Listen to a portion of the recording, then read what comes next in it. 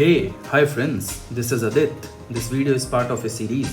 आज हम a brief history of time के चैप्टर 1 को कंटिन्यू करेंगे. अगर आपने पिछली वीडियो नहीं देखी है, there is a link on your right top. अब तक हमने जाना कि सर आइजैक न्यूटन ने डिस्कवर करा था दैट मैटर अट्रैक्ट्स मैटर, जिसके ऊपर उनसे सवाल करा गया कि अगर ऐसा है तो क्यों यूनिवर्स का सारा मैटर एक दूसरे को अट्रैक्ट करके कोलैप्स नहीं हो जाता.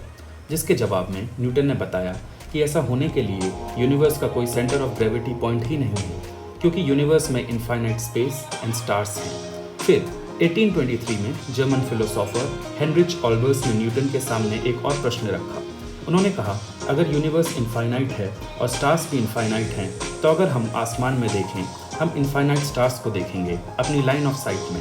अगर ऐसा होता है तो हमारी आंखों में इनफाइनाइट स्टार्स की ब्राइटनेस बढ़नी चाहिए और आसमान सन जितना हॉट एंड ब्राइट होना चाहिए. काफ़ी ट्रिकी क्वेश्चन था. न्यूटन ने स्वीकारा और कहा कि इसका मतलब तो यह है कि शायद यूनिवर्स में कुछ मैटर ऐसा भी होगा जो एनर्जी एब्जॉर्ब करता होगा, ना कि रिफ्लेक्ट या प्रोड्यूस. जी हाँ, हम डार्क मैटर की ही बात कर रहे हैं. फिर ऑल्बर्स ने न्यूटन से पूछा, अगर ऐसा भी है तो इनफाइनाइट टाइम में वह मैटर भी इनफाइनाइट एनर्जी इनफाइनाइट स्टार से एब्जॉर्ब करके जलने लग जाना चाहिए और आसमान उतना ही ब्राइट हो जाना चाहिए जितना कि उसके एब्सेंस में होता. अब फिजिसिस्ट जगत में टेंशन्स बढ़ने लगी. न्यूटन ने सोचा, तब तो बस एक ही उपाय है, वह ये है कि शायद स्टार्स इनफाइनाइट तो हैं मगर इनफाइनाइट टाइम से शाइन नहीं कर रहे. तो इसका मतलब यह हुआ कि स्टार्स परमानेंट नहीं है और ना ही ये यूनिवर्स परमानेंट है, क्योंकि अगर ऐसा होता तो ज़रूर पूरा आसमान ब्राइट होना चाहिए था इनफाइनाइट स्टार्स की वजह से. पहली बार फिजिसिस्ट जो आज तक यही सोच के बैठे थे कि यूनिवर्स स्टैटिक है, आज यूनिवर्स की स्टार्टिंग और एंडिंग के बारे में बात करने लगे. आज स्टार्स के बर्थ और डेथ के बारे में बात करने लगे. मॉडर्न एस्ट्रोफिजिक्स का जन्म हो रहा था. And that brings us to the question of what could have caused the stars to have turned up in the first place. अब जब सवाल है कि यूनिवर्स किसने और कैसे बनाया, बड़ी कॉमन सी चीज़ है. लोगों ने कहा भगवान. किसी ने स्टेज पर लेक्चर दे रहे फिलोसोफर इमैनुएल कांट से पूछा, अगर यूनिवर्स सही में स्टैटिक एंड हमेशा से नहीं है और इसकी रचना हुई है, और अगर सही में रचना भगवान ने ही की है, तो उस टाइम से पहले भी तो इनफाइनाइट टाइम रहा होगा. भगवान उस समय क्या कर रहे थे? स्टेज से फिलोसोफर चुप हो गए और थोड़ा सोचने के बाद कहा, शायद भगवान उससे पहले ऐसा सवाल पूछने वाले लोगों के लिए नर्क बना रहे होंगे. फिर उन्होंने कहा कि क्रिएशन से पहले टाइम एग्जिस्ट ही नहीं करता.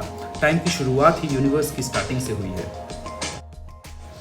इस समय लोग कंफ्यूज थे कि क्या यूनिवर्स सही में स्टैटिक है या इसका जन्म हुआ है.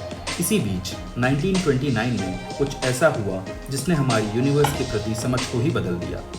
Edwin Hubble made the landmark observation that wherever you look, distant galaxies are moving rapidly away from us. In other words, the universe is expanding. Universe बढ़ रहा है. क्या इसका मतलब यह हुआ कि किसी समय यूनिवर्स का सारा मैटर एक ही स्पॉट पे होगा? इस ऑब्जर्वेशन ने सजेस्ट करा कि मिलियंस ऑफ ईयर्स अगो सारा मैटर शायद एक ही स्पॉट पे होगा, जहाँ से इसने एक्सपेंड करना शुरू किया. मगर ऐसा क्यों? फिर माना गया कि जब सारा मैटर एक ही प्लेस पे होगा तो उसकी डेंसिटी इनफाइनाइट होगी और एनर्जी इनफाइनाइट होगी, जिसके कारण शायद एक बहुत बड़ा एक्सप्लोजन या ब्लास्ट हुआ होगा. उस समय साइंस का कोई भी लॉ एप्लीकेबल नहीं रहा होगा.